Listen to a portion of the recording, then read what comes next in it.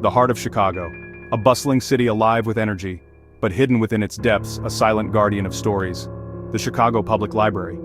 Its grand halls whispered tales of the past, a place where knowledge thrived, but darkness lingered. Each book held a different world. Some whispered secrets, others screamed. The library, a labyrinth of towering bookshelves and echoing chambers, a place where time seemed to stand still. Dust motes danced in the pale light filtering through arched windows. The scent of aging paper hung heavy in the air, a musty perfume of forgotten lore. It was a haven for scholars and dreamers, but it also held a secret, a chilling legend whispered among the stacks. The story began long ago, lost to the mists of time. It was a tale whispered by librarians and patrons in hushed tones, a tale of a cursed book, a notebook with the power to bring death upon those who dared to write in it.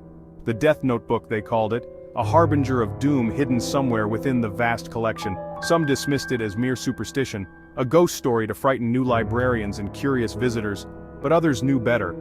They had seen the truth hidden within the library's archives. The documented cases, the chilling coincidences, were too many to ignore.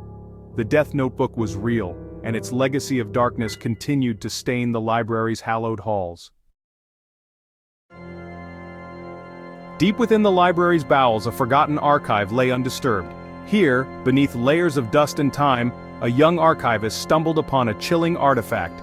His name was Edward, a bright-eyed man with a thirst for knowledge. He had dedicated his life to preserving history, unaware of the darkness he was about to unearth. Edward spent countless hours among forgotten documents, his fingers tracing the faded ink of bygone eras. He reveled in the thrill of discovery, piecing together the fragments of the past. One day, while sorting through a collection of ancient manuscripts, his fingers brushed against a leather-bound notebook, its surface cold and oddly smooth. Intrigued, Edward pulled it from the shelf. The notebook was surprisingly heavy, its cover devoid of any markings or titles. As he cautiously opened it, a musty odor wafted from its pages, sending a shiver down his spine. The paper was thick and yellowed, the ink faded but still legible. The first few pages were blank, but as he flipped through them, his heart skipped a beat. There, scrawled in a hurried hand, was a name followed by a date. Edward recognized the name instantly.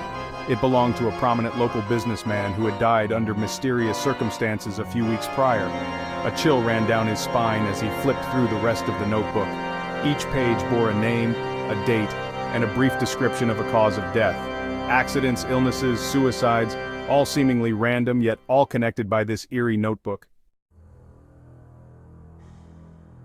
Word of the notebook spread through the library like wildfire. Whispers echoed through the stacks, carrying the weight of fear and curiosity. Some scoffed, but others, those who had witnessed the library's secrets, felt a cold dread creep into their hearts. The notebook's presence cast a palpable shadow over the library. People spoke of strange occurrences, cold spots, and disembodied whispers. Books would fly off shelves, landing at the feet of unsuspecting patrons. The lights flickered erratically, plunging sections of the library into darkness. It was as if the very air had grown heavy with a malevolent energy. Librarians, normally calm and composed, became jittery and prone to mistakes. Patrons reported feeling uneasy, as if they were being watched from the shadows between the bookshelves.